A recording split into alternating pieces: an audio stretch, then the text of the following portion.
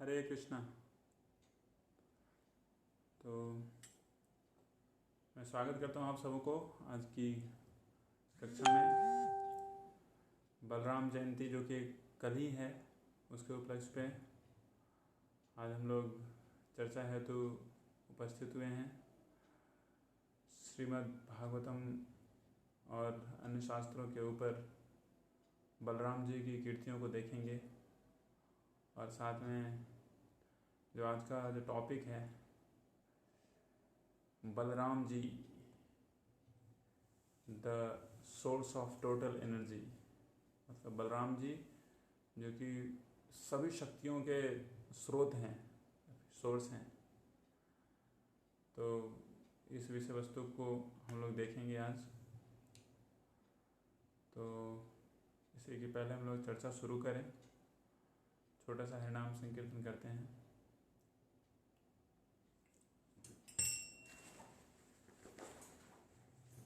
नमो विष्णुपदाय कृष्णपृष्ठाय भूतले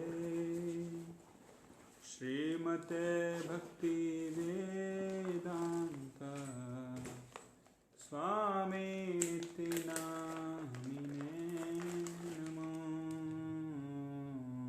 विष्णुपदाय कृष्णपृष्ठाय भूतले श्रीमते भक्तिवेदान्त स्वामिनिति नामिने। नमस्ते सारस्वते देवे गौरवाणी प्रचारिणे निर्विशेष शून्यवादी पाश्चात्य देशतारिणे। नमस्ते सारस्वते देवे गौरवाणी प्रचारिणे निर्विशेष शून्यवादी पाश्चात्य देशतारिणे। जय श्री कृष्ण चैतन्य प्रभु नित्यानंद श्री अद्वैत गदाधर शिवासादि गौरभक्तवृंद। हरे कृष्णा कृष्णा कृष्णा हरे हरे, हरे राम राम राम हरे हरे। हरे कृष्णा कृष्णा कृष्णा हरे हरे, हरे राम राम राम हरे हरे। हरे कृष्णा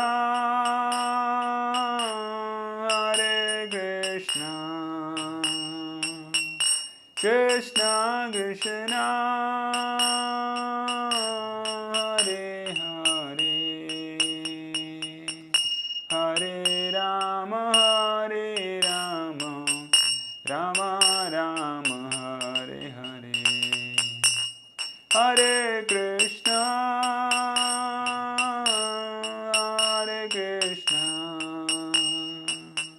कृष्णा कृष्णा हरे हरे, हरे राम राम राम हरे हरे। हरे कृष्णा कृष्णा कृष्णा हरे हरे, हरे राम राम राम हरे हरे। हरे कृष्णा कृष्णा कृष्णा हरे हरे, हरे राम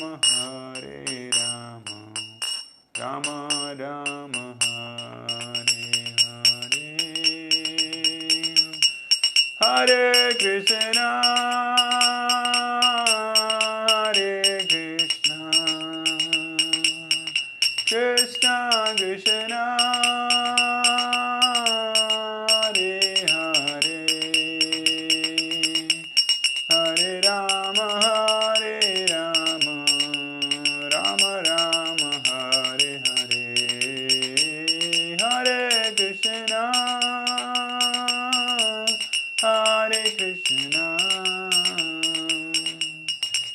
कृष्ण कृष्ण हरे हरे, हरे राम राम राम हरे हरे। हरे कृष्णा।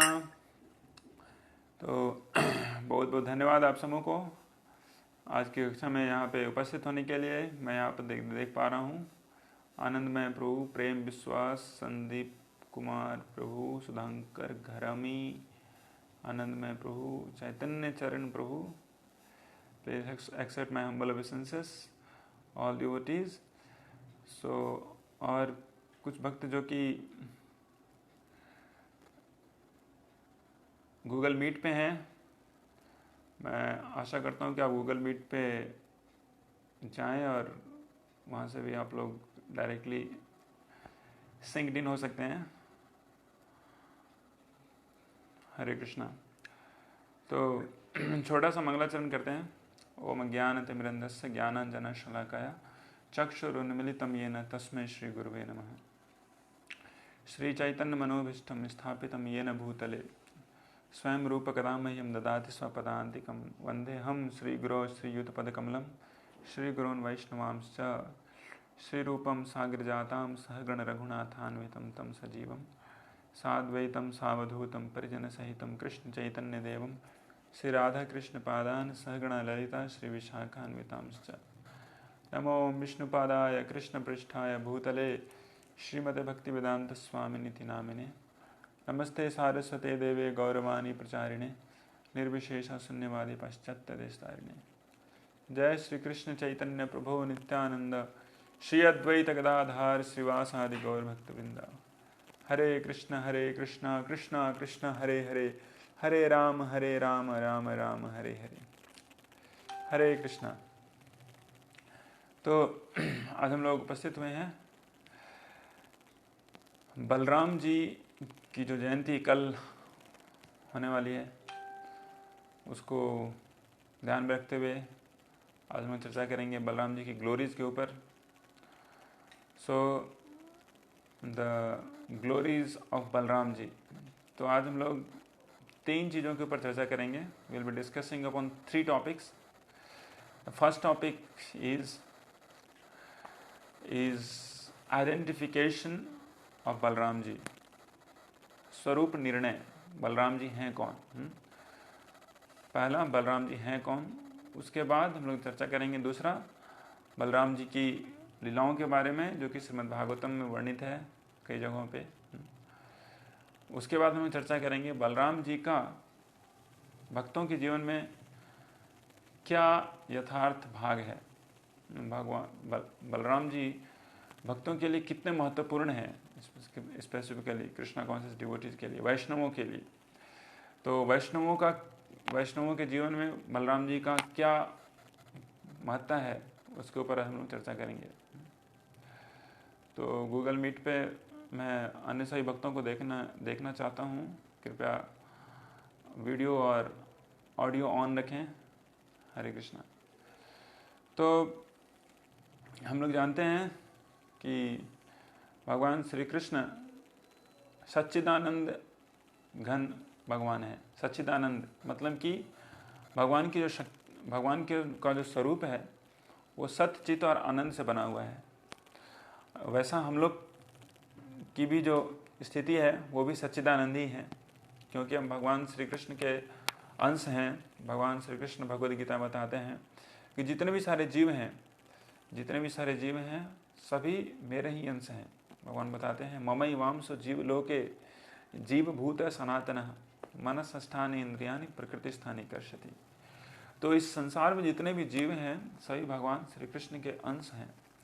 अंश होने के नाते श्रील प्रभुपाद जी बताते हैं कि भगवान श्री कृष्ण महान है और हम तुच्छ हैं। भगवान श्री कृष्ण विभु हैं और हम हैं अणु। तो भगवान श्री कृष्ण का कोई लिमिट नहीं है, वो अनलिमिटेड, अनंत सत्य, अनंत चित्त और अनंत आनंद की प्रतिमूर्ति हैं भगवान श्री कृष्ण। अनंत सत्य, अनंत चित्त और अनंत आनंद। लेकिन हमारी स्थिति क्या है क्षुद्र चित्त, क्षुद्र सत्य और क्षुद्र आनंद, छोटा सा, सब कुछ छोटा है हमारा।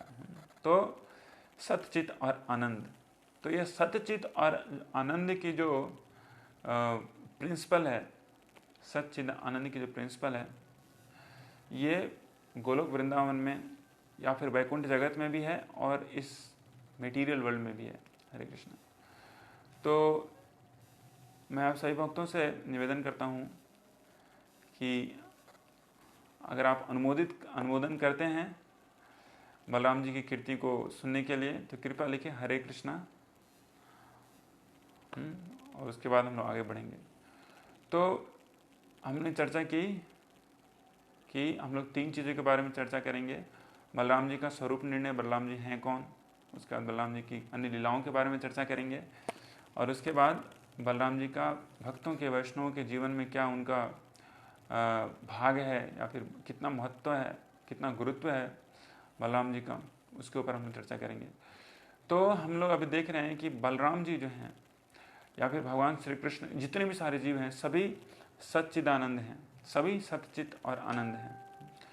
तो ये सत, चित और आनंद, ये स्पिरिचुअल वर्ल्ड में, वैकुंठ में 3 शक्ति के रूप में प्रकाशित होती है।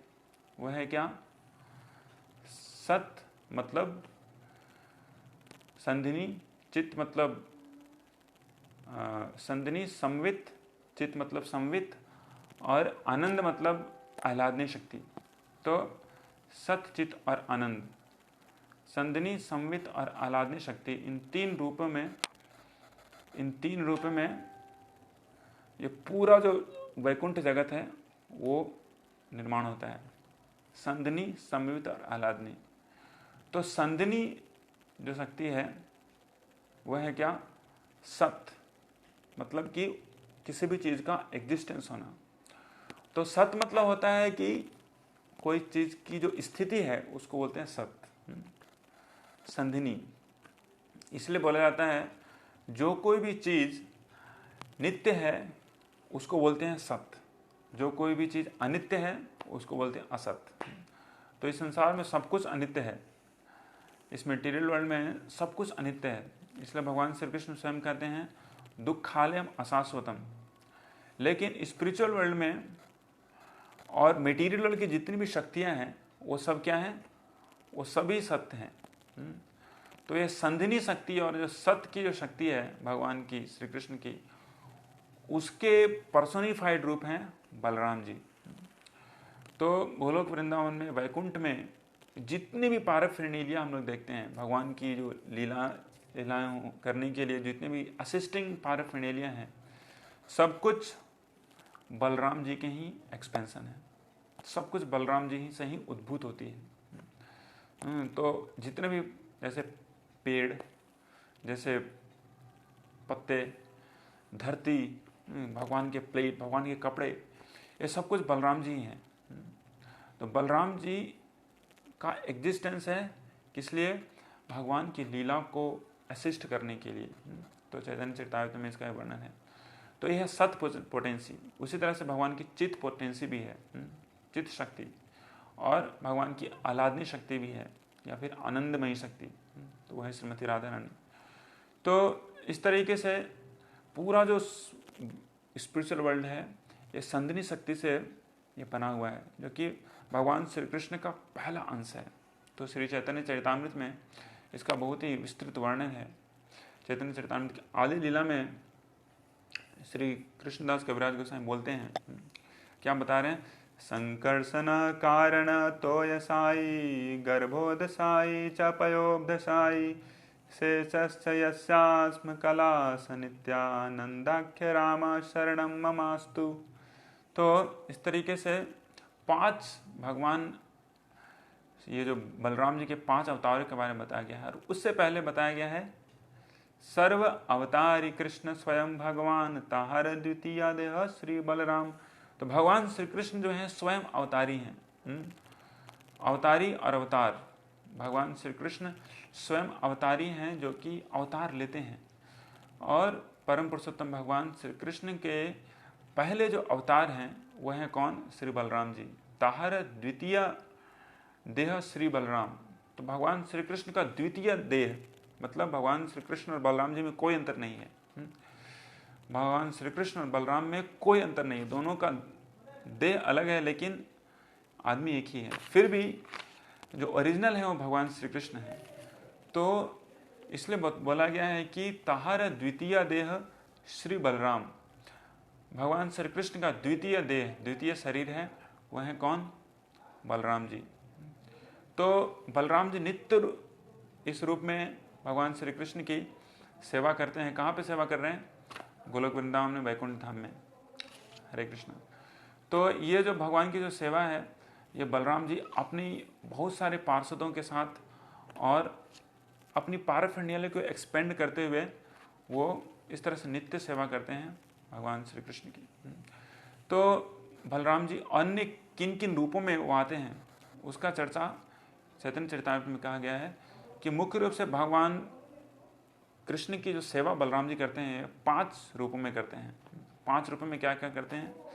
तो बोला गया है कि संकर्षण कारण तोयसाई गर्भोदक्षाई च पयोबदसाई शेषश्च यस्याम से कलाश नित्या नंदाख्य राम शरणम ममास्तु।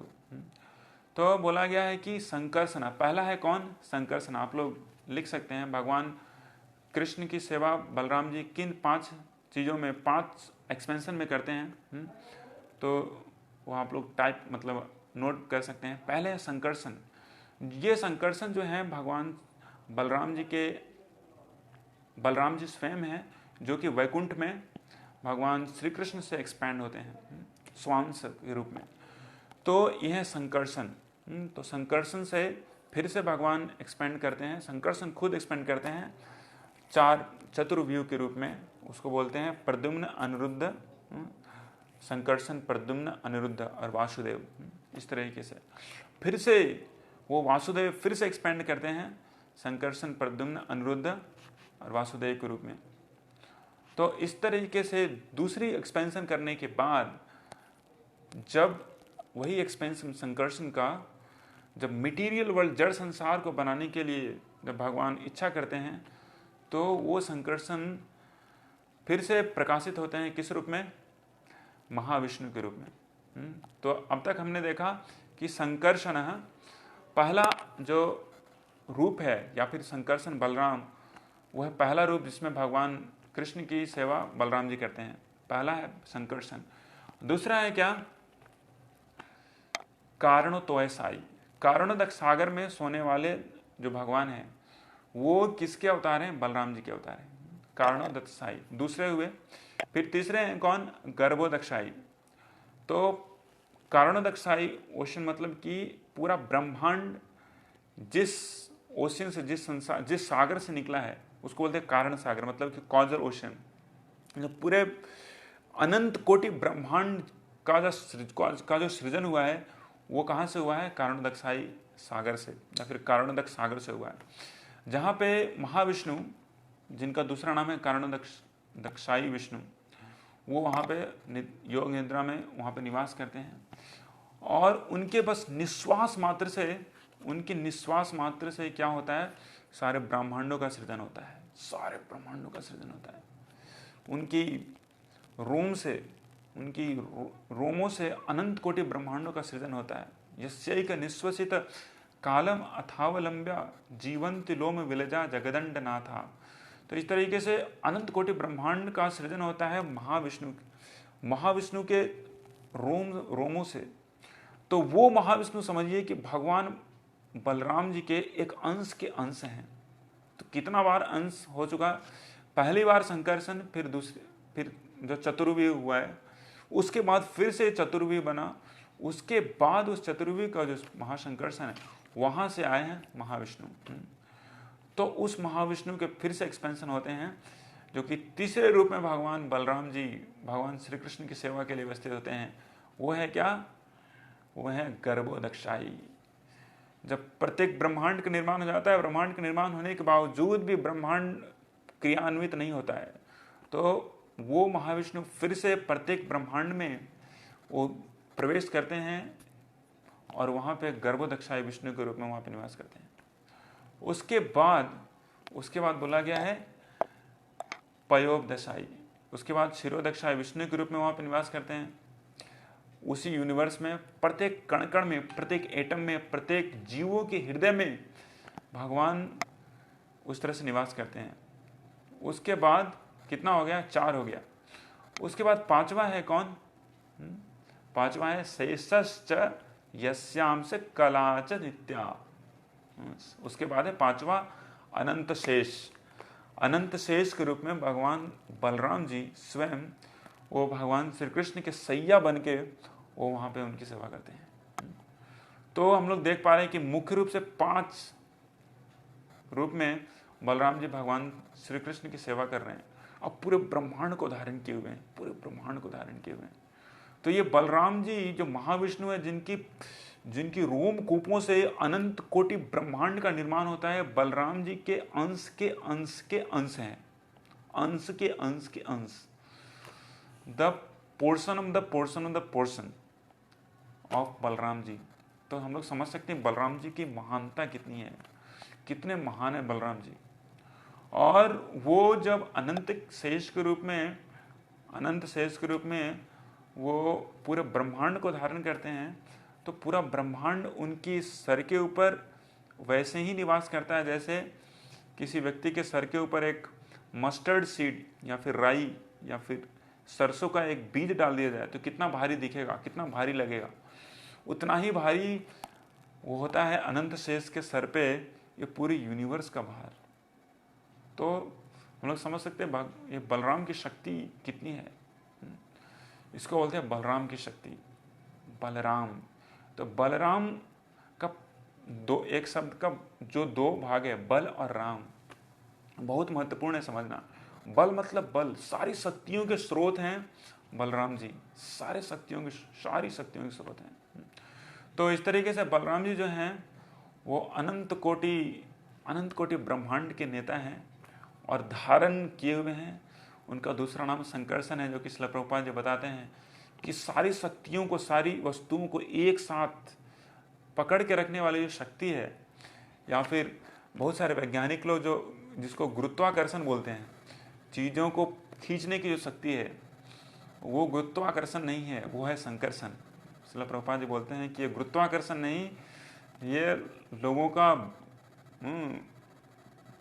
लोगों की जो सोचने की क्षमता है वो इतनी कमज़ोर है कि गुरुत्वाकर्षण को कुछ सालों पहले उसको एक यूनिवर्सल प्रिंसिपल के रूप में मानते थे, लेकिन अब वो यूनिवर्सल प्रिंसिपल नहीं रहा। बहुत सारे सब एटॉमिक पार्टिकल्स हैं, बहुत सारे ऐसे एक्स्ट्रा टेरेस्ट्रियल जो बीइंग्स हैं वो ग्रेविटेशन फोर्स को फॉलो नहीं करते, लेकिन अल्टीमेटली जो फोर्स है वो है, उसका प्रिंसिपल है संकर्षण। तो ये ग्रेविटेशन नहीं है, गुरुत्वाकर्षण नहीं है, बल्कि ये संकर्षण का जो प्रिंसिपल है वो सबको बांध के रखता है, सबको एक साथ रखता है। तो ये संकर्षण भगवान बलराम जी स्वयं हैं, जो कि मुख्य रूप से इन 5 रूपों में भगवान श्री कृष्ण की हमेशा सेवा करते हैं, हमेशा सेवा करते हैं।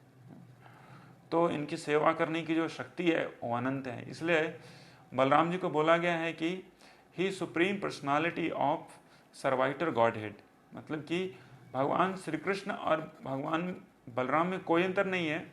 भगवान श्री कृष्ण परम पुरुषोत्तम भगवान है जिनकी सेवा सभी करते हैं। यहाँ तक कि बलराम जी ब्रह्मा, शिव, नारद, शंभु, महाविष्णु, क्षीरोदक्षाई, कारणदक्षाई सभी भगवान श्री कृष्ण की सेवा करते हैं।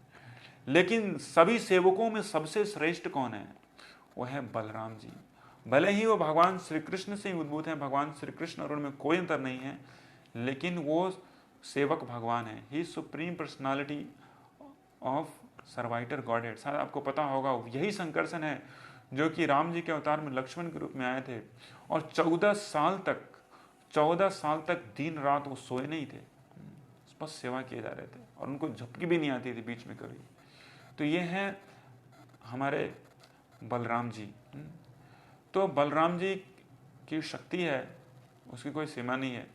ये अनंत शेष उनका खुद का नाम है और अपनी अनंत फणों से हमेशा भगवान श्री कृष्ण की गुण की और नाम की लीलाओं का इस तरह से हमेशा गुणगान करते रहते हैं। तो ये हुआ भगवान बलराम जी का ये जो स्वरूप निर्णय। बलराम जी हैं कौन अगर देखा जाए तो अपन लोग आगे बढ़ते हैं भगवान ये जो बलराम जी के अन्य लीलाओं के ऊपर। तो हम लोग जानते हैं कि बलराम जी सबसे पहले आए कृष्ण की लीला में। भगवान ने उनको पहले ही भेजा, क्योंकि कृष्ण राम की लीला में जो आए थे छोटे भाई के रूप में आए थे, तो हमेशा क्योंकि हमेशा भगवान की अच्छे से सेवा करना चाहते थे, गुस्सा होना पड़ता था उनको, तो रामचंद्र उनको शांत कर देते थे, शांति शांति शांति, इस तरह से वो शांत करते थे। लेकिन गुस्सा उनका कमता नहीं था। तो इस तरीके से लक्ष्मण ने बोला कि बहुत हो गया, मैं छोटे भाई के रूप में आके आपके सेवा नहीं कर पा रहा हूँ ठीक से। मैं जहाँ पे गुस्सा करता हूँ, जहाँ पे गुस्सा होना चाहिए वहाँ पे आप शांत कर देते हो, ये बहुत अब नहीं चलेगा, मैं बड़ा भैया बन के आना चाहता हूँ आपका। तो इस तरीके से बलराम जी के अवतार में वो एल्डर ब्रदर होके आए और भगवान श्री कृष्ण से पहले आए, देवकी माता की गर्भ में आए। उसके बाद देवकी माता के गर्भ से वो रोहिणी माता के गर्भ में उनका वो जो संकर्षण या फिर वहाँ से उनका शिफ्ट किया हुआ वो मतलब वो शिफ्ट कर दिए गए योग माया शक्ति से, तो इसलिए उनको बोला जाता है क्या, संकर्षण। तो देवकी माता के गर्भ से रोहिणी माता के गर्भ में आने के बाद वो देवकी माता के एक रूप में 7वें संतान के रूप में वो जन्म लिए। वो 7वें संतान के रूप में आविर्भाव हुए। और कहाँ पे आविर्भाव हुए, वृंदावन में। तो बलराम जी वृंदावन में अवतार लिए। उसके बाद आए कौन, भगवान श्री कृष्ण। तो इस तरीके से बचपन की उनकी बहुत सारी लीलाएं भगवान श्री कृष्ण के साथ। हमेशा एक सेवक के रूप में बलराम जी हमेशा उनकी सेवा किया करते थे, हमेशा उनको गार्ड किया करते थे। कृष्ण कुछ ऐसे गड़बड़ तो नहीं कर रहा है, मट्टी तो नहीं खा रहा है जिससे इसका हेल्थ खराब हो जाएगा। हमेशा इस तरीके से भगवान श्री कृष्ण की वो सेवा किया करते थे। तो ये हैं बलराम जी, परम पुरुषोत्तम भगवान, लेकिन परम पुरुषोत्तम सेवक भगवान। भगवान की हमेशा भक्ति में वो हमेशा तत्पर रहते हैं। तो उसके बाद हम लोग और आगे देखेंगे कि उनके एक्सपेंशन कौन है इस संसार में, और उनका भक्तों के जीवन में, बलराम जी का भगवान श्री कृष्ण के भक्तों के जीवन में कितना बड़ा औचित्य और कितना महत्ता है, उसके बारे में भी हम लोग देखेंगे। तो इस तरह से भगवान की अनेक लीलाएं हैं। और एक लीला आती है, पौगंड लीला आती है। ये है धेनुका वध का। जब भगवान पौगंड की लीला कर रहे होते हैं तो वृंदावन के पास में ही गोवर्धन के पास एक वन था, वन अभी भी है, उसको बोला जाता था तालवन। तालवन के पास में, तो वहाँ पे भगवान श्री कृष्ण के अन्य जितने भी सखा थे, श्रीदाम, स्तोक कृष्णा, ये सब आराम कर रहे थे और कृष्ण को बता रहे थे, कृष्ण जानते हो यहाँ पे पास में ही एक इतना बड़ा जंगल है, तालवन का एक वन है जिसमें बहुत सारे मीठे मीठे ताल पाए जाते हैं, लेकिन वहाँ पे एक बहुत बड़ा दानव रहता है, बहुत बड़ा। वहाँ पे एक राक्षस है जिसका नाम है धेनुकासुर। उसके भय के कारण कोई भी वृंदावन का वासी, कोई भी आदमी, यहाँ तक कि गाय भी नहीं जाती वहाँ पे खाने के लिए, बंदर भी नहीं जाते। तो हम लोग चलते हैं वहाँ पे, थोड़ा देख के आते हैं, मजा करके आते हैं। तो बलराम जी ने बोला कि हाँ ठीक है, चलो देखेंगे धेनुका कैसा है। तो सब लोग चल दिए। कहाँ चल दिए, वहाँ पे चल दिए तालवन के पास।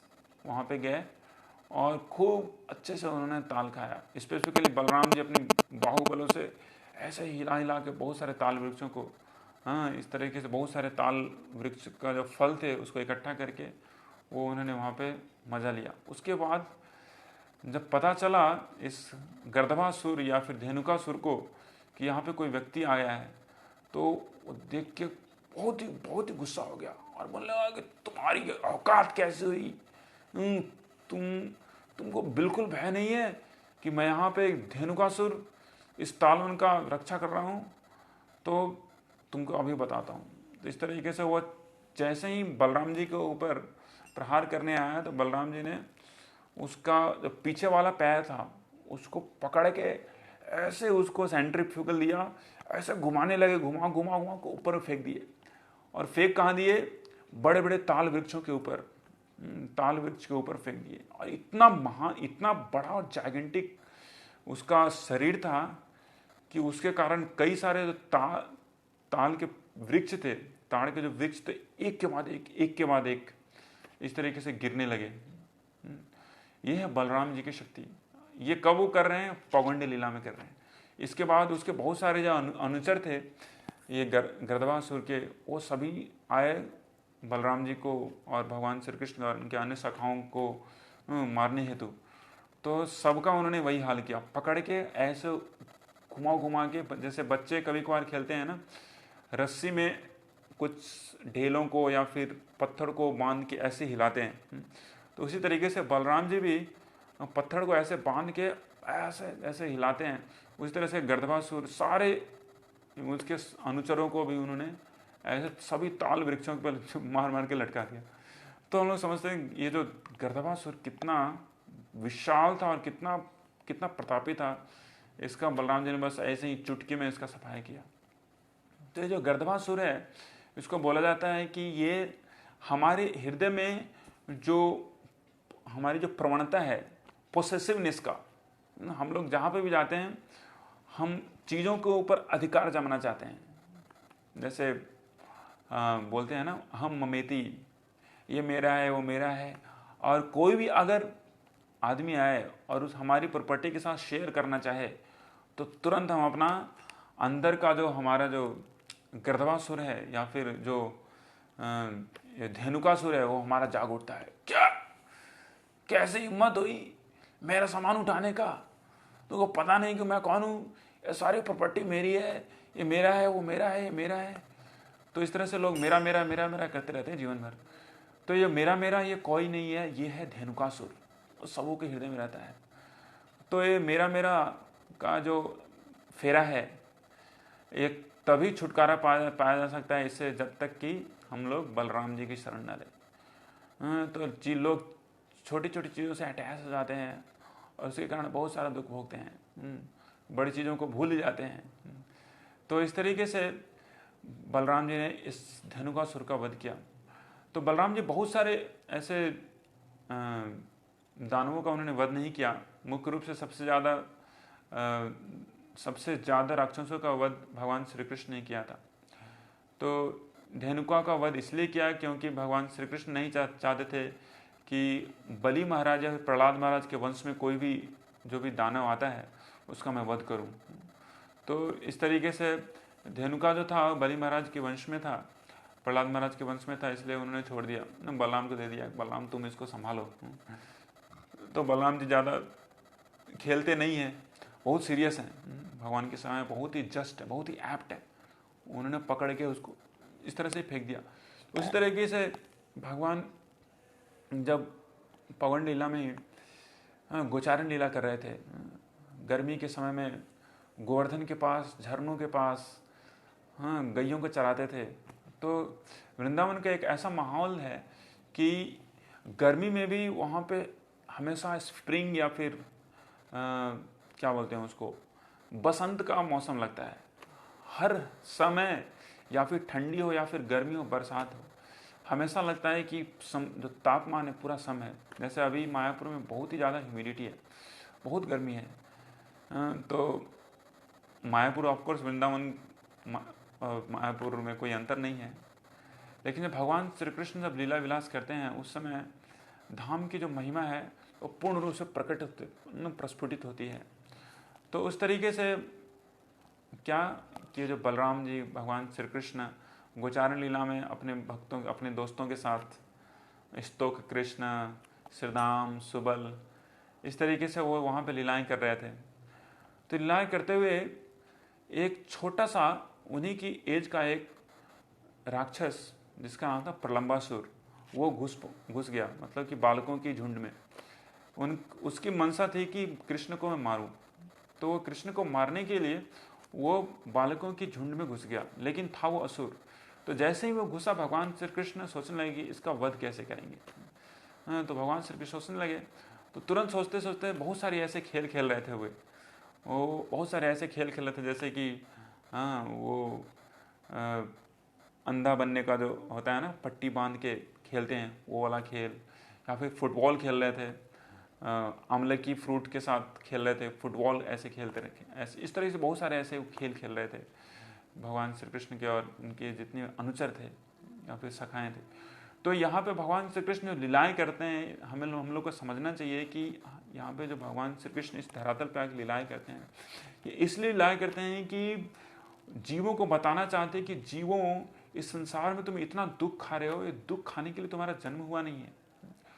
तुम्हारा जन्म हुआ है उस परम आनंद की प्राप्ति करने के लिए जो कि तुम मेरे साथ प्राप्त कर सकते हो, जिसमें तुम अनलिमिटेड आनंद को प्राप्त कर सकते हो।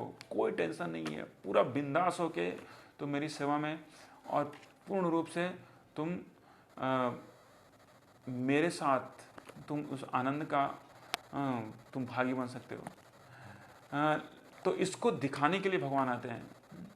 तो थके हुए थे और इस तरीके से भगवान ने तुरंत खेल का जो मोड़ था उसको बदल दिया।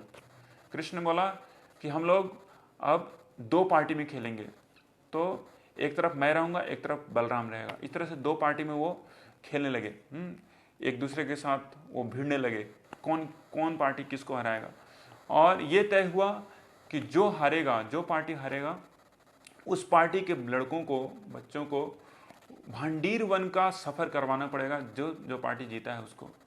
तो इस तरीके से भगवान चाहते थे कि तो प्रलंबासुर का वध हो। तो क्या हुआ कि बलराम की पार्टी जीत गई, लेकिन कृष्ण की पार्टी के तरफ में कौन था? ये प्रलंबासुर था। तो भगवान श्री कृष्ण ने खुद झुक के श्रीराम को अपनी कांधे पे बैठाया और चलने गए कहाँ? भांडीर वन की तरफ। तो समझिए भगवान श्री कृष्ण स्वयं अपने भक्त को अपने कांधे पे बैठा के वो भांडीर वन का सफर करा रहे हैं। ये है भगवान। तो भगवान को समझना बहुत मुश्किल है, स्पेसिफिकली भगवान श्री कृष्ण को, जो कि अपनी भक्तों की सेवा के लिए वो सब कुछ भूल जाते हैं, अपनी पहचान तक ही भूल जाते हैं। तो श्रील प्रभुपाद जी हमेशा बताते हैं कि supreme personality of godhead Krishna, ये जितने भी रस हैं सबों के घन स्वरूप हैं, मतलब कि सबके मूर्तिमान स्वरूप हैं। तो इस तरीके से अगर भगवान को अगर सही में समझा जाए तो तभी समझा जा सकता है जब हम लोग भगवान श्री कृष्ण के भक्तों से उनकी कथा के बारे में सुनेंगे। तो श्रील प्रभुपाद जी बताते हैं और अन्य भक्त बताते हैं, महाराज जी बता रहे थे कि नेटजे एक व्यक्ति था, 1908 में या फिर उस समय उसकी मृत्यु हुई थी। वो बोलता था कि अगर भगवान है तो मैं उस भगवान को विश्वास करता हूँ जो कि डांस करते हैं, जो कि नृत्य करते हैं, नहीं तो मेरे लिए भगवान नहीं है। तो वो नृत्य करने वाले भगवान हैं, उनका नाम है नटवर, उसका नाम है कृष्ण। तो इस तरीके से भगवान श्री कृष्ण अपने भक्तों को अपने कांधे पे लेके वो खेलते हैं।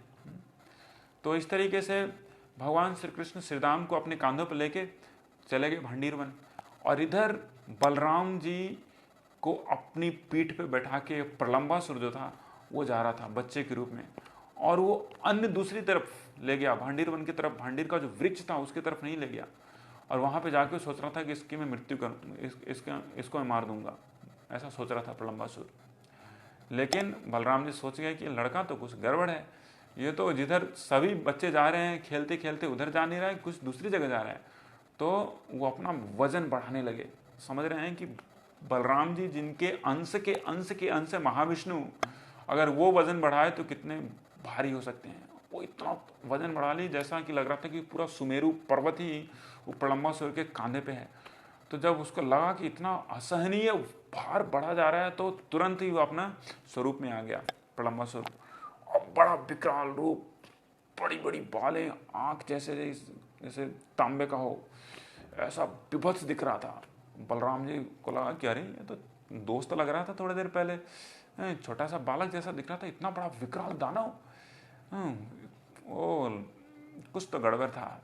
तो तुरंत उन्होंने क्या किया, आओ ने देखा, ताओ एक घूसा दिया उसके सर पे, और बलराम जी भले ही वो छोटे से बालक के रूप में थे, बलराम जी का घूसा इस महान दानव को सहन नहीं पाया, और उनका सर फट गया उसका, और मुख से खून निकलने लगा, और वहीं पे उसकी मृत्यु हो गई। तो बलराम जी इस तरीके से उन्होंने प्रलंबासुर का वध किया, और बहुत सारे ऐसे दानवों का बलराम जी ने वध किया है जो कि वृंदावन के बाहर उन्होंने किया। जैसे हम लोग जानते हैं कि भगवान श्री कृष्ण जब यहाँ पर प्राकट्य लीला में थे, और उनका एक उद्देश्य यह भी था कि यहाँ पे जितने बड़े बड़े दानवीय राजा लोग हैं, जो कि राजा का वेश पकड़ के बस दानवीय प्रवृत्ति को अंजाम दे रहे हैं, निर्दोष जनता को पीड़ा दे रहे हैं, तो इस बर्डन को धरातल की धरित्री की जो भार है उसको हटाने के लिए भगवान श्री कृष्ण ने कुरुक्षेत्र का जो लड़ाई सबसे बड़ा लड़ाई, जो कि पूरे मानव इतिहास में जाना जाता है महाभारत के रूप में, द्वितीय विश्व युद्ध, प्रथम विश्व युद्ध, जितने भी सारे युद्धों में मरने वाले लोगों की संख्या को अगर जोड़ भी दिया जाए तो अभी वो पास नहीं आता है महाभारत में जितने सारे लोगों की योद्धाओं की मृत्यु हुई थी। तो जब पता चल गया बलराम जी को कि ये लोग पागल लोग दुर्योधन और पांडव लोग लड़ाई करेंगे ही, तो बलराम जी ने सोचा दोनों तरफ मेरा रिश्ता है, ये दुर्योधन के तरफ भी और पांडवों के तरफ भी, मैं किसका साथ लूँगा। तो उन्होंने सोचा कि चलो मैं चलता हूँ यहाँ से, मैं चलता हूँ किधर, मैं जाता हूँ तीर्थाटन के लिए, तीर्थ घूमूंगा इधर से उधर। तो इस तरह से वो तीर्थाटन के लिए निकल गए। तीर्थाटन के निकले, पहले प्रभास क्षेत्र गए, प्रभास क्षेत्र के बाद सरस्वती नदी के किनारे होते हुए जितने भी सारे तीर्थ हैं, चक्र तीर्थ, ब्रह्म तीर्थ, पुष्कर तीर्थ, ये सारे बिंदु सरोवर, सारे तीर्थों को होते हुए वो आगे बढ़ रहे थे। बढ़ते बढ़ते वो एक जगह पे पहुँचे जिसका नाम था नैमिषारण्य। नैमिषारण्य यूपी में है। पहले बहुत बड़ा जंगल था वहाँ पे, अभी पूरा कुछ अलग जैसा है, पूरा मैदान है। तो नैमिषारण्य में वहाँ पे बलराम जी पहुँचे, और नैमिषारण्य एक बहुत बड़ा जंगल था, और नैमिषारण्य में बहुत सारे ऋषिगण, 88,000 ऋषिगण वहाँ पे उस जंगल में क्या कर रहे थे, बस यज्ञ कर रहे थे। 88,000 ऋषि मुनिगण उस नैमिषारण्य के जंगल में सिर्फ यज्ञ कर रहे थे। यज्ञ किस लिए कर रहे थे, उनको पता चल गया था कि कलयुग कुछ ही सालों में आने वाला है, और कलयुग में धर्म का इतना लोप होगा, जीवों का, लोगों का, जनता जो कि कलयुग में रहने वाली है उनका तो हालत खराब होने वाला है इस कलयुग में, और लोग मरेंगे और कोई उपाय नहीं रहेगा उनकी इतनी सारी दुखों से पार होने का, कोई उपाय नहीं रहेगा। They will not see even a single hope of coming out from their miseries। तो ये सब देख के सारे ऋषि मुनिगण, 88,000 ऋषि मुनिगण वहां पर बैठ के सिर्फ यज्ञ कर रहे थे, ओम स्वाहा ओम स्वाहा। वहां पे यज्ञ करते हुए उन्होंने एक कथावाचक को भी रखा था, जो कि इतिहास, पुराण, इन सारी चीज़ों के बारे में उनको बताते। तो उनका नाम था रोमहर्षण सुत। रोमहर्षण सुत उनका नाम था। तो रोमहर्षण सुत को व्यासदेव, जो कि व्यास आसन है, उसके ऊपर बैठाया गया था, जो कि व्यासदेव के शिष्य भी थे। रोमहर्षण सुत जो थे वो व्यासदेव के शिष्य थे। तो जब बलराम जी उन सभी ऋषि मुनियों के समागम में पहुँचे, वहाँ पे जो उनका जमघट था, उनका जो एसोसिएशन था, संघ था, वहाँ पे पहुँचे तो जितने ही बड़े बड़े ऋषि मुनि थे सभी खड़े हो गए, और बलराम जी को उन्होंने सीट दिया, बलराम जी की पूजा की। यहाँ तक कि वेद व्यास, नारद, सभी बलराम जी की मतलब कि उनके वेलकम में ग्रीट करने के लिए वहाँ पे वो सभी प्रस्तुत हो गए। सभी लोग प्रणाम किए, उनकी पूजा की, और पूजित होने के बाद बलराम जी बहुत ही अच्छे आसन पे बैठे सभी ऋषि मुनियों के साथ। लेकिन जब उन्होंने देखा कि अरे ये तो व्यास आसन पे बैठा व्यक्ति कौन है, रोमहर्षण सुत भगवान, क्योंकि बलराम जी सभी चीज़ को जानते हैं, भगवान श्री कृष्ण के स्वयं अवतार हैं, परमात्मा के रूप में प्रत्येक जीव में निवास करते हैं, रोमहर्षण सुत के हृदय में भी वो निवास करते हैं। तो इस तरीके से वो जान गए कि रोमहर्षण सुत के हृदय में अहंकार है, जिसके कारण न मुझे झुका, न मेरे सामने वो झुका, न ही वो इस जो व्यासासन से उतरा। तो ऐसा बोला जाता है कि व्यासासन से उतरना जरूरी नहीं है, हाँ, अगर कोई आता है। लेकिन क्योंकि बलराम जी स्वयं आए हैं, जो कि कार्डिनल गुरु हैं, सभी गुरुओं के सबसे श्रेष्ठ शिरोमणि हैं, उनके आने के बावजूद भी रोमहर्षण सुता थोड़ा भी सर नहीं झुकाया। तो बलराम जी समझ गए कि ऐसे ही गुरु पाखंडियों का तो नाश करने के लिए मेरा अवतार हुआ है। तो बलराम जी तुरंत गुस्सा हो गए उसके ऊपर, और उन्होंने क्या किया, एक छोटा सा तिनका उठाया और उसको ऐसे फेंक दिया उसके शरीर के ऊपर, रोमहर्षण सुता के शरीर के ऊपर। तो समझिए, अगर कोई तिनका किसी व्यक्ति के शरीर पे फेंकता है तो उसका होगा क्या, कुछ होगा। अगर कोई व्यक्ति, साधारण व्यक्ति कोई तिनका मेरे सर पे फेंके तो कुछ नहीं होने वाला है, लेकिन जब बलराम जी फेंके गुस्से में, तो वो तिनका इतना पावरफुल हो गया, शक्तिशाली हो गया कि रोमहर्षण सुता का बस वो छोटे से तिनके से उसकी मृत्यु हो गई।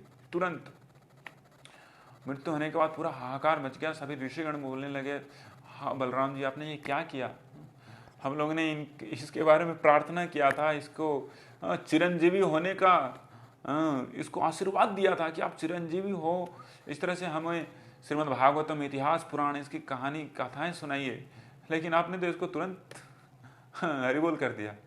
तो हम लोग यहाँ पे देख पाते हैं कि कोई भी व्यक्ति किसी भी व्यक्ति से कितना भी आशीर्वाद प्राप्त हो, लेकिन जब तक उसे बलराम जी का, जब तक कि उसको कृष्ण का, जब तक उसको गुरु की शक्ति या फिर गुरु की आशीर्वाद प्रदत्त नहीं है, प्राप्त नहीं है, तब तक कुछ नहीं किया जा सकता, तब तक उसको कोई नहीं बचा सकता है। भले ही कोई भी उसको आशीर्वाद दे, माता ने आशीर्वाद दिया, पिता ने आशीर्वाद दिया, सबने आशीर्वाद दिया, लेकिन जब तक भगवान बलराम जी का आशीर्वाद प्राप्त नहीं है, तब तक वो सारे आशीर्वाद वैसे ही जैसे कि मतलब वाइड, इसको बोलते हैं बाउंस चेक। चेक तो है लेकिन उसमें कुछ है नहीं, पैसा नहीं, तो ये बाउंस चेक, सब बाउंस हो जाते हैं, सारे ब्लेसिंग्स, सारे सब कुछ बाउंस हो जाएंगे जब तक कि बलराम जी की किसी को कृपा नहीं है। तो इसको मृत्यु होने के बाद बलराम जी बोले कि और क्या चाहिए। तो सभी ऋषिमन बोले कि भगवान आप सुत को, इसके पुत्र को व्यासासन पे बैठाइए, और एक दूसरा एक दानव है जिसका नाम है बलवला। ये जब हम लोग इस तरीके से यज्ञ आहुति करते हैं तो वो आता है और चारों दिशाओं से वो हड्डी, पस, स्टूल, यूरिन सबकी वर्षा करने लगता है। उसके कारण हमारे जितने भी क्रियाकलाप है, यज्ञ की, धर्म की जो क्रियाकलाप है, उसको बाधा करता है। तो कृपया उसको आप दमन कीजिए। तो इस तरह से बलराम जी को उन्होंने इस तरह से अनुरोध किया। तो फिर तुरंत वहाँ पे कौन आ गया, ये थोड़ी देर के बाद वो बलवाला नामक राक्षस पूरा आया, पूरा बादलों को चीरते हुए बहुत सारी अभद्र चीज़ों को वर्षा करने लगा वो। तो जब बलराम जी ने देखा कि ये दुष्ट बलवाला, तो उन्होंने तुरंत अपना हल उठा के उसको खींच के नीचे दे दिया उसको, और इस तरह से उसको उसके वहाँ पे वहीं पे तुरंत उसकी मृत्यु हो गई। तो इस तरीके से बलराम जी की शक्ति है वो अनंत है, अनंत शक्ति है, क्योंकि वो खुद अनंत है। तो इस तरीके से उन्होंने बलवला का वध किया, रोमहर्षण सुत का वध किया। उसके बाद कुरुक्षेत्र, 18 दिन में कुरुक्षेत्र की जो लड़ाई पूरी तरीके से खत्म हो गई। 18वें दिन दुर्योधन और भीम का ये जो लड़ाई था वो चालू हो गया था। तो बलराम जी को पता चल गया कि भीम और दुर्योधन भिड़े हैं, दोनों ही बलराम जी के शिष्य हैं। तो उन्होंने सोचा कि पूरे लड़ाई में तो मैंने भाग नहीं ली, तो इस बार जाता हूँ, थोड़ा सा देख के आता हूँ इन लोगों को, अगर समझाया जा सके। तो गए समझाने के लिए। तो उन्होंने देखा कि यार इन लोग तो कट्टर दुश्मन है, कट्टर दुश्मन, मरेंगे लेकिन छोड़ेंगे नहीं। दुर्योधन को न समझा पाए, ना भीम को समझा पाए, और वहाँ पर भगवान श्री कृष्ण भी थे, वो भी सोच रहे थे बलराम क्यों लग रहे हो बीच में तुम भी चलो तीर्थाटन में घूम रहे हो, तीर्थाटन करो। तो समझा नहीं पाए। उसके बाद गुस्से में होके बलराम जी वहाँ से प्रस्थान किए फिर से तीर्थाटन करने हेतु। तो इस तरीके से हमने देखा कि वहाँ पे कैसे बलराम जी ने पूर्ण रूप से न्यूट्रल रूप में रह के जो भी भगवान श्री कृष्ण चाह रहे थे उसको करने दिया। ये भी भगवान श्री कृष्ण की सेवा ही थी जिसका उन्होंने वहाँ पे प्रतिपादन किया। तो कुरुक्षेत्र में आने के बाद जब सारी लड़ाइयाँ हो गई तो सारे वृंदावन वासी, क्योंकि वहाँ पे सोलर इक्लिप्स सूर्य ग्रहण उस शताब्दी का, उस द्वापर का सबसे बड़ा सूर्य ग्रहण, पूर्ण सूर्य ग्रहण होने वाला था प्रवास क्षेत्र में, वहाँ पे कुरुक्षेत्र में सभी भक्त लोग वहाँ पे इकट्ठे हो रहे थे। जितने भी भारतवर्ष के बड़े बड़े जो राजघराने के लोग थे, अन्य सभी लोग, यहाँ तक कि वृंदावन से भी सभी लोग कुरुक्षेत्र गए थे वहाँ पे स्नान करने के लिए। और वहाँ पे जितने भी वृंदावन वासी थे, नंद बाबा, जितनी भी गोपियाँ थी, गोप पालक, सभी भगवान श्री कृष्ण से और बलराम जी से वहाँ पे मिले। और उसके बाद बलराम जी वृंदावन को भी गए। वृंदावन में उन्होंने 2 मास वहाँ पे बिताया। तो इस तरीके से वृंदावन, उसके बाद आने के बाद भगवान कृष्ण की अन्य सारी लीलाओं में उन्होंने भाग लिया। जैसे कि हम लोग जानते हैं कि भगवान श्री कृष्ण का रुक्मिणी के साथ जो विवाह हुआ था, और रुक्मिणी का जो भाई था रुक्मी, और भगवान श्री कृष्ण बहुत ही ज़्यादा ईर्ष्या नफरत करता था। और ये रुक्मी नहीं चाहता था कि उसकी जो बहन है रुक्मिणी, उसका विवाह भगवान श्री कृष्ण से हो। लेकिन रुक्मिणी हमेशा चाहती थी कि मेरे जो प्राणनाथ हैं, विश्वमोहन भगवान श्री कृष्ण, मैं उन्हीं को चाहती हूँ। लेकिन रुक्मी, उसका भाई, हमेशा अड़चने पैदा कर रहा था। तो किसी तरीके से हम लोग जानते हैं कि भगवान श्री कृष्ण ने रुक्मिणी का अपहरण किया। अपहरण करने के बाद शादी हुई, विवाह हुआ। लेकिन रुक्मी हमेशा सोचता था कि बलराम और कृष्ण के साथ मेरा जो वो खुन्नस है उसको मैं कैसे पार करूं। तो रुक्मी क्योंकि इस तरीके से ह्यूमिलेटेड हो गया था बहुत बार, तो रुक्मी ने क्या किया, अपनी पुत्री का विवाह भी भगवान श्री कृष्ण के पुत्र से करवाया, प्रद्युम्न से करवाया। और अपनी पौत्री का विवाह, मतलब कि अपनी पोती का विवाह भी भगवान श्री कृष्ण के पोते से करवाया, जिसका नाम था अनिरुद्ध। तो अनिरुद्ध की विवाह में सभी लोग, ये भोजकट, जहाँ पे रुक्मी रहता था, उसका जगह का नाम था भोजकट, वहाँ पे बारात में आए थे सब, मतलब ऑफ कोर्स यदुवंशी जितने भी थे सभी भगवान श्री कृष्ण के भक्ति हैं। और बलराम जी भी आए थे दाऊ जी। तो वहाँ पे रुक्मी जो था, ये बलराम जी को चैलेंज किया कि आओ चौसर खेलते हैं। चौसर खेलते हैं ना, राजघराने में पहले लोग चौसर खेलते थे। चौसर खेलते हैं, पासा, जो कि महाभारत में भी युधिष्ठिर महाराज ने खेला। तो पासा खेलने के लिए उन्होंने न्योता दिया, और ठीक है, तो बलराम जी पहुँच गए चौसर खेलने के लिए, क्योंकि राजघराने में ऐसा है कि वो मना नहीं कर सकते हैं अगर कोई चौसर खेलने के लिए बोले। तो बलराम जी पहुँचे, और वहाँ पे था रुक्मी पासा फेंका और बलराम जी फेंके। इस तरीके से पहली बार क्या हुआ कि बलराम जी हार गए। तो रुक्मी जब देखा कि बलराम जी हार गए, बहुत हंसने लगा, बहुत ही ज़्यादा खिल्लियाँ उड़ाने लगा। और उसके बाद उसके भी जितने भी अन्य राजा थे, जितने भी उसके एसोसिएट्स थे रुक्मी के, सपोर्टिव राजा लोग, उसमें से था एक कलिंग का राजा। कलिंग मतलब कि उत्कल क्षेत्र, उड़ीसा का राजा था, जो कि रुक्मी का दोस्त था। और वो बलराम जी का हंसी उड़ा रहा था, दांत दिखा के, अपनी बत्तीसी दिखा के, ऐसे करके वो दांत दिखा रहा था बलराम जी को और हंस रहा था। और रुक्मी बोल रहा था, अरे तुम तो ग्वाले हो, तुम कब से सीख गए पासा फेंकना और चौसर खेलना, तुम नहीं जानते कैसे चौसर खेलते हैं। लेकिन दूसरी बार बलराम जी ने उसको हरा दिया। लेकिन ये रुक्मी इतना ढीठ था, इतना बेवकूफ़ था कि बोला कि नहीं, इस बार भी तुमने हारा, इस बार भी तुम हारे हो, बलराम जी को बोल रहा था। और जितने राजा थे, और मुख्य रूप से ये जो उत्कल का राजा था, वो हंस रहा था, दांतें दिखा के बलराम जी को वो चिढ़ा रहा था। तो ऊपर से आकाशवाणी भी हुई कि नहीं, इस बार बलराम जी जीते हैं। लेकिन उन लोग मान नहीं रहे थे, और ऊपर से जो रुक्मी था बहुत ही मजाक उड़ा रहा था। तो बलराम जी को गुस्सा आ गया। बलराम जी ने तुरंत अपना गदा उठाया, बूम, एक ही बार में क्लीन बोल्ड, तुरंत वहीं पे विवाह के काल में ही रुक्मी का वध हुआ और डर के मारे वहाँ से जो उत्कल का राजा था वहाँ से भाग रहा था बलराम जी से जान बचा के। लेकिन बलराम जी से जान कौन बचा सकता है, बलराम जी से तेज कौन भाग सकता है। पकड़ लिया उन्होंने, बलराम जी ने उसको पकड़ के उसके जितने जो दांत थे जिसके लेके वो मजाक उड़ा रहा था उसको दे के अपनी गदाओं से चूर चूर कर दिए। जितने भी राजा थे अगल बगल में सभी लोग इधर उधर भागने लगे। किसी के पाँव टूटे, किसी के जांघें फूटी, किसी के सर फूटे, किसी के हाथ टूटे बलराम जी की गदाओं से। तो इस तरीके से बलराम जी की जो शक्ति है वो अपरंपार है। और किस तरीके से बलराम जी के साथ पेश आया जाए इस व्याख्यान से या फिर इस स्टोरी से हम लोग जान सकते हैं, हम लोग समझ सकते हैं कि बलराम जी कितने शक्तिशाली हैं। तो इस तरह से बलराम जी की महिमा अपरंपार है। हमेशा बलराम भगवान श्री कृष्ण की लीला में भगवान श्री कृष्ण की सेवा के लिए हमेशा तत्पर रहते थे। तो इस तरह से ऐसी बहुत सारी लीलाएं हैं जो कि बलराम जी ने की। तो हम लोग आगे बढ़ते हैं क्योंकि समय बहुत कम है। हमारी जीवन में भगवान कृष्ण के भक्तों के जीवन में बलराम जी का क्या औचित्य है। उपनिषदों में बोला गया है नहीं आत्मा प्रवचनेन लभ्य, नहीं आत्मा प्रवचनेन लभ्य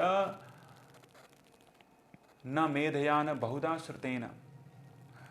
कोई भी व्यक्ति सेल्फ रियलाइजेशन को भगवान श्री कृष्ण के पास या फिर आत्म साक्षात्कार को बहुत ही ज़्यादा शास्त्रों को पढ़ के, इधर उधर के शास्त्रों को पढ़ के या फिर अपनी बुद्धि लगा के मिन्ना मेधया न बहुधा श्रुतेन नहीं प्राप्त कर सकता है। वो कैसे प्राप्त कर सकता है? बलराम की कृपा से प्राप्त कर सकता है। न ही आत्मा बले ही नैव लभ्य। हम आत्म साक्षात्कार को या भगवान श्री कृष्ण की प्राप्ति बलराम की शक्ति के बिना नहीं प्राप्त कर सकते। तो ये जो उपनिषदिक जो प्रवर्ब है इसका कुछ अन्य लोग भी, बंगाल में कुछ लोग हैं सो कॉल्ड स्वामी, बहुत ही फेमस है, श्रील प्रभुपाद जी हमेशा बताते हैं। वो बोलते हैं कि नहीं बल चाहिए, भगवद गीता को आप बिना बल प्राप्त किए हुए आप समझ नहीं सकते।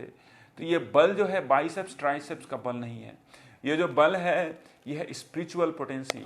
ऑफ कोर्स बाइसेप्स ट्राइसेप्स का ही बल भगवान बलराम से ही आता है। लेकिन कुछ ऐसे लोग होते हैं जो बोलते हैं कि फुटबॉल खेलो, मांस खाओ, और तब शक्तिशाली बनोगे, उसके बाद तुम भगवद गीता समझ में आएगा। ये पूर्ण रूप से भूल और पूर्ण रूप से गलत ये भ्रांति है, मुख्य रूप से बंगाल में जो कि फैली हुई है। इसलिए हम लोग देखते हैं कि यूथ्स लोग हैं वो कभी भगवद गीता नहीं पढ़ते बंगाल में, वो बहुत सारे फुटबॉल खेलते हैं और सारी बुद्धि फुटबॉल में ही लगा देते हैं और इस तरीके से जीवन व्यतीत कर लेते हैं और इसको कल्चर बना लिया गया है। लेकिन जो मूल इस उपनिषदिक जो प्रवर्ब है उसका जो अर्थ है वो है बलराम की कृपा के बिना, बलराम की शक्ति के बिना हम लोग कभी भी भगवान के पास या कृष्ण के पास नहीं पहुंच सकते। तो यही बताया गया है कि न ही आत्मा बलहीनेन लभ्य। इसके बाद हम लोग आगे बढ़ते हैं। तो बलराम जी से कैसे प्रार्थना करना चाहिए, क्योंकि बलराम जी जो हैं वही गुरु हैं, लक्ष्मण बलराम। और इस कलयुग में बलराम जी आए हैं नित्यानंद प्रभु के रूप में, जिसके बारे में हम लोग ने शुरू में चर्चा की थी। हमने देखा था शेषश्च योग यस्याम से कलास नित्यानंद राम शरणम ममास्तु। तो ये हैं बलराम जी, वही हैं नित्यानंद प्रभु जो कि इस कलयुग में आए हैं चैतन्य महाप्रभु की लीला में उनका मतलब सहयोग करने के लिए। इसलिए कहीं पे लोचनदास ठाकुर या फिर मुझे याद नहीं आ रहा है किन्होंने बोला है, ब्रजेंद्र नंदन जय सचि सुत होइलो से। ब्रजेंद्र नंदन, जो ब्रजेंद्र नंदन पहले द्वापर में आए थे भगवान श्री कृष्ण, वही सची के पुत्र के रूप में इस कलयुग में आए हैं। सची सुत होइलो से ही बलराम होइलो निताई। और जो बलराम जी थे वही नित्यानंद प्रभु के रूप में अभी कलयुग में आए हैं। ब्रजेंद्र नंदन जय सचिसुत हईल से बलराम हईल निताय पापी तापी যত ছিল हरि नामे उद्धारिल तार साखी जगाई मदाई।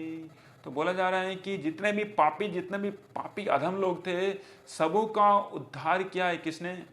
ये नित्यानंद प्रभु और सची के सुत गौरांग महाप्रभु ने। पापी तापी जो तो छिलो हरिनाम में उद्धार लो, जितने भी पापी तापी थे सबका हरिनाम दे के नित्यानंद प्रभु ने इस तरह से उनका उद्धार किया है।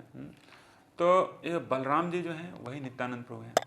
और नित्यानंद प्रभु जो है वो है गुरु का जो पोजीशन है, कार्डिनल गुरु कहलाते हैं नित्यानंद प्रभु। और नित्यानंद प्रभु के अवतार के रूप में आते हैं जो वास्तविक गुरु हैं, जो कि इन 4 गुरु शिष्य परंपराओं में आते हैं। तो उनके ही अंश के रूप में उन गुरुओं को भी लिया जाता है। तो जब तक हम लोग बलराम जी से प्रार्थना नहीं करेंगे तब तक हम लोग भगवान कृष्ण के प्रति आकर्षित नहीं हो पाएंगे। आर कबे निताई चाँदेर करुणा होइबे। तो नरोत्तम दास ठाकुर बोलते हैं कि कब वो दिन आएगा कि नित्यानंद प्रभु की करुणा हमारे ऊपर होगी। और नित्यानंद प्रभु की करुणा मतलब क्या? गुरु की कृपा। गुरु की कृपा, सदगुरु की कृपा। वो सदगुरु, वो यूट्यूब वाले सदगुरु की बात नहीं कर रहा हूँ मैं। वो सदगुरु जो कि इन 4 गुरु शिष्य परंपराओं में आते हैं। मुख्य रूप से नित्यानंद प्रभु जिस गुरु शिष्य परंपरा में आए हैं उस गुरु शिष्य परंपरा की महिमा का कोई सीमा नहीं है। और उस गुरु शिष्य परंपरा के चैनल से पूरा संसार हरिनाम की जो ज्वार भाटा या फिर उसका फ्लड है उसमें बह रहा है। और वो बहाने वाले कौन है? नित्यानंद प्रभु। और बहाने वाले नित्यानंद प्रभु जो कि अपने बहुत ही कॉन्फिडेंशियल पार्षदों के साथ वो कृष्ण के प्रेम से पूरे संसार को आप्लावित करने के लिए तुले हुए हैं। इसलिए एक दूसरा लोचनदास ठाकुर एक सॉन्ग गाते हैं, निताय गुणा मणि अमार निताय गुणा मणि हानिया प्रेमेर बन्ना भाषा लो अवनी। तो बोलने हैं कि नित्यानंद प्रभु की कृपा ऐसी है कि किसी भी जीव को भगवान कृष्ण के प्रेम में वो आप्लावित और उसको भाषित कर सकता है। इसके लिए हमें जितने भी जीव हैं सबों को ये प्रार्थना करने योग्य है कि सभी लोग प्रार्थना करें नित्यानंद प्रभु से, बलराम जी से, कि हे बलराम जी आप परम गुरु हैं, कृपया आप हमारे हृदय में आके अपनी जो हल है, बलराम जी का हल जानते हैं, बलराम जी का दूसरा नाम है हल, तो उस हल से हमारे हृदय के अंदर की जो धरती है उसको उर्वरा करें, टू मेक इट फर्टाइल, कि वहाँ पे कृष्ण प्रेम का जो बीज है उसका रोपण हो सके। इसलिए बलराम जी को हलधर भी कहा जाता है। और जब बलराम जी से हम लोग प्रार्थना करते हैं वो बलराम जी हमारे हृदय में वो जो प्रस्फुटित होते हैं तो अपनी हल से उस जो हृदय में जो कि पूर्ण रूप से न जाने कितने सारे जन्मों से वो जंजाल से न जाने कितने सारे हर्ब्स मतलब न जाने कितने सारे खरपतवार से भरा हुआ है, बंजर है, उस बंजर हृदय के जमीन को वो अपनी हल से जोतते हैं। तब भगवान श्री कृष्ण उसमें कृष्ण भक्ति, कृष्ण प्रेम का उसमें बीज रोपण करते हैं। तो हमें स्पिरिचुअल मास्टर से, सदगुरुजनों से प्रार्थना करनी चाहिए, नित्यानंद प्रभु से प्रार्थना करनी चाहिए कि हमें गुरुजनों के अनुचर बनाएं, गुरुजनों के प्रति जो आसक्ति है उसको बढ़ाएं। तभी हम लोग नित्यानंद प्रभु या फिर बलराम जी की शक्ति के सही रूप में हम लोग रेसिपिएंट बन सकते हैं और बलराम जी को खुश कर सकते हैं। तो इस तरीके से आज हम लोग यहीं पे समाप्त करते हैं। आज हम लोग ने देखा कि बलराम जी की जो स्वरूप निर्णय हैं वो कौन, श्री चैतन्य चरितामृत से हमने देखा बलराम जी 5 रूप में भगवान श्री कृष्ण की सेवा करते हैं, संकर्षण, संदिनी शक्ति स्पिरिचुअल वर्ल्ड में। उसके बाद हमने देखा मटीरियल वर्ल्ड में महाविष्णु, कारणोदक्षाय विष्णु क्षीरोदक्षाय विष्णु और अनंत शेष। तो इन 5 रूपों में हमेशा भगवान श्री कृष्ण की वो सेवारत हैं। इसलिए बलराम जी का दूसरा नाम है परम पुरुषोत्तम भगवान, लेकिन सेवक भगवान, परम पुरुषोत्तम सेवक भगवान, supreme personality of servitor godhead. तो ये हैं बलराम जी। उसके बाद हमने बलराम जी की अन्य सारी लीलाओं के बारे में देखा, कुछ लीलाओं के बारे में देखा, कैसे भगवान बहुत ही छोटी सी प्रयास से बड़े बड़े कार्य किया करते हैं। बस तिनका फेंक के वो रोमहर्षण सुता का प्राण ले सकते हैं। तो ऐसे हैं बलराम जी, जिनका सभी भक्तों के जीवन में बहुत ही गुरुत्व है, बहुत ही महत्ता है। ये बलराम जी का नाम है दूसरा हलधर। ये हल इसलिए पकड़े हुए हैं कि जीवों के हृदय में वो हल चलाएं, और उस जीवों के हृदय का जो क्षेत्र है, उस क्षेत्र में वो हल चला के उस क्षेत्र को उर्वरा बनाएं, और जहाँ पे कृष्ण भक्ति और कृष्ण प्रेम का बीज का रोपण किया जा सके।